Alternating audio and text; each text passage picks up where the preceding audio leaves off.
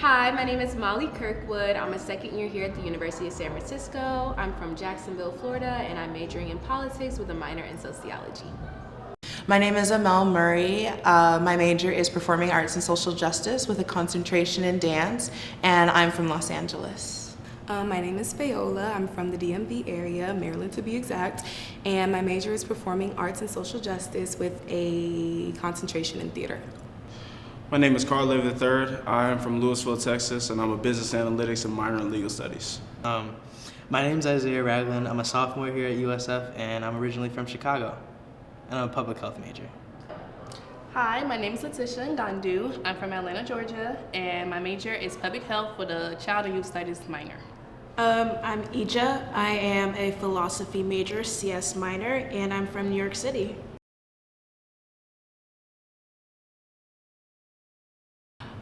Oh, okay. So this is actually interesting. I grew up going to a lot of predominantly white schools. I guess my fear was that it would be a lot like the schools that I went to before, and that it would keep me from expanding and trying to learn new things or be in new areas. But thankfully, I got so tired from all of that stuff that I was like, I don't even want nothing to do with it. Like, they can keep it to themselves. And I'm proud to say, like, my experience at USF has been fully strictly Black, like, and nothing else.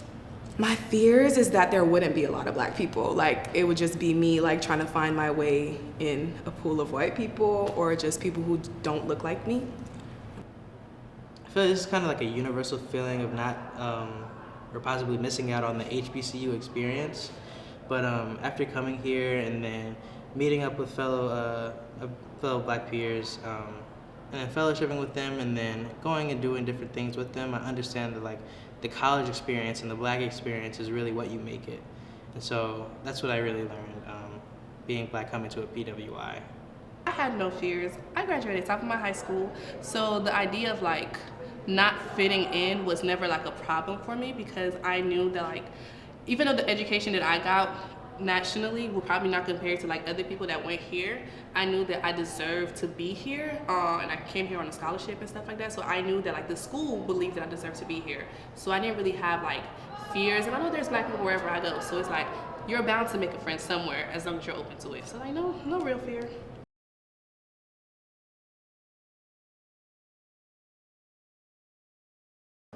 I definitely found a solid community. My freshman year, I was part of the Marshall Riley Living Learning Community, which is composed of about 30 Black students who live on the same floor in the same dorm. We do weekly meetings together, we take classes together, we enjoy each other's company, we celebrate each other's birthdays, go out together. It's a really, really instrumental part of me becoming comfortable on this campus. And so I was able to find my community there, and then branching out on campus and meeting a lot of different Black men and brother connection, or when we have events with sister connection, and then meeting the Black women on campus. So it was very, very, very surprising for me to be able to find so much community among the Black students here, but I've definitely been able to find that, and I'm very grateful for it.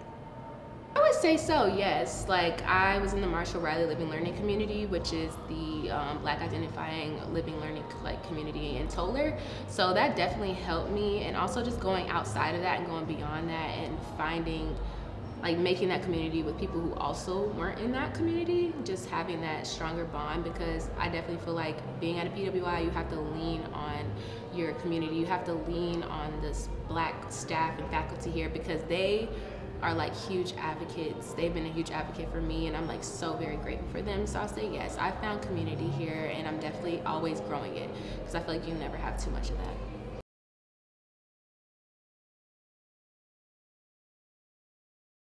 I don't think my perception of being Black changed when I moved to San Francisco, but I do think I've experienced more in my Blackness per se. I think growing up in New York, even though I was in a very like cultural-based city, I did go to a PWI where a lot of my like students, like peers, were white, and so coming here and like being able to like meet more Black people, but especially more Black people from like outside of the U.S. specifically, was really like life-changing, because I got to see how they experienced America in their eyes, which is a lot different than what I was accustomed to growing up. I'm not gonna lie, I feel like I have a lot more pride in being black, being out here, just because like where I'm from, there's more black people, and I grew up around like mostly black people and Hispanic people. So it just made me just have a lot of pride for where I come from and just who I am, like, yeah. Definitely think I became more aware of my blackness. Coming from Chicago, which is has a very like high population of black people, and being surrounded by black people in my neighborhood, it was a lot different, kind of like adjusting to a community that was a little bit less in numbers when it comes to the black population. So I became more conscious and more aware of my blackness, and so it was definitely an adjustment, but overall I'd still say it was a good experience coming from Chicago here, and then, you know, fellowshipping with people here.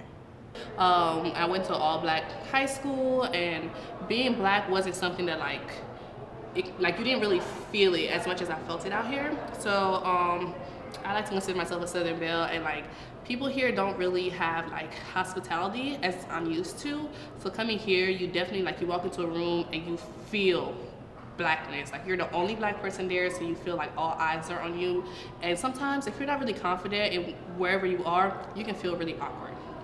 So I'm from the South, so I've seen a lot of black people everywhere, and my blackness was something, it's always been like a part of my life and always been something huge in my life. But coming here and being in spaces where it is predominantly white but also very liberal, and I could also tell that people didn't really, people here are very liberal, but they also haven't seen a lot of black people here. So the way I'm perceived in spaces, it's almost like people don't know how to interact with me. And so for me, that was very it was hard. It was a struggle, honestly. But I think moving out here and it kind of felt like I was starting over a little bit and just finding my black community and finding where I fit. And that's what I've done. And that's what I'm continuing to do, and it definitely makes up for that feeling that I had in the beginning of just kind of feeling a little lonely or feeling like people didn't want to talk to me or didn't know how to interact with me because I was black.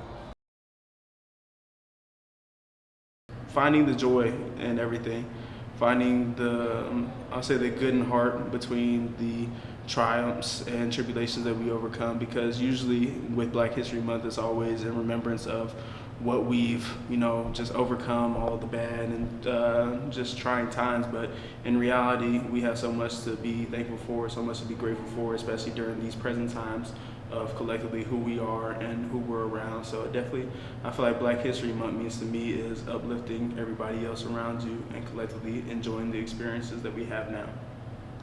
Every month is Black History Month. However, this is a month where it's we're really focused on educating ourselves on Black history and just celebrating Black history and just having Black joy and all that stuff. Black History Month to me means hope. I think being able to see the amazing work of fellow Black people that isn't often highlighted throughout our life, throughout our education, is amazing, because it does give me the hope and prosperity of a future where we can all excel and do well. And it kind of keeps me going, makes me remember that there's people out there just like me who went through the same things I'm going through now, and that there's a light at the end of that tunnel. I'm doing this for a purpose and for a goal, and I love having a month that allows me to celebrate that. Celebration. Black History Month means to me paying homage to everyone who's came before us, our ancestors, the people who are still developing. And that's the thing about Black history. I feel like it's constantly evolving. Every day there's somebody doing something that hasn't been done before and making a difference. And so I know that no matter what year it is, Black History Month is going to be so rich. It's going to be such a long history of Black people who've done amazing things and who will continue to do amazing things because of those who's come before us, and also just starting our own new wave and just really falling into that. So it means all of that in one. It means love, radical love, paying homage, and just being so grateful and continuing on to be the trailblazers that we are.